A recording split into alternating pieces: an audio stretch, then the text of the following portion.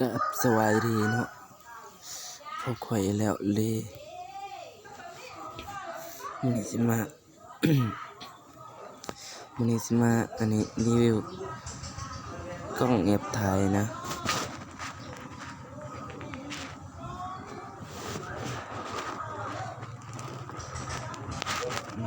เข้าไป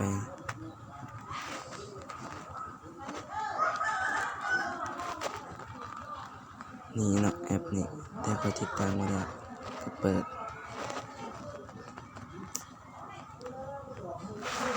แค่นี้แล้วมันก็มีหน้าตาแบบนี้เนาะออกมาตัวนี้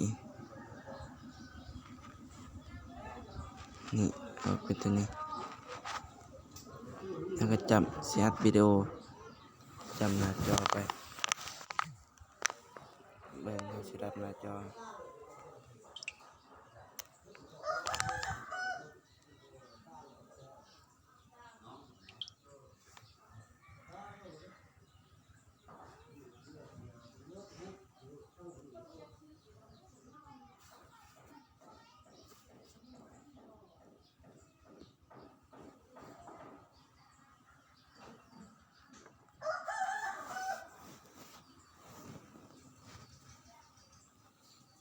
เนาะ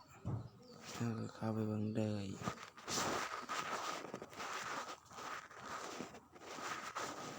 จังไปนี่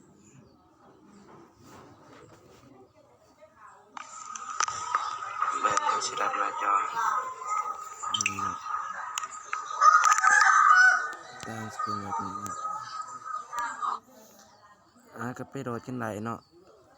นี่ขอลาไปก่อนสวัสดี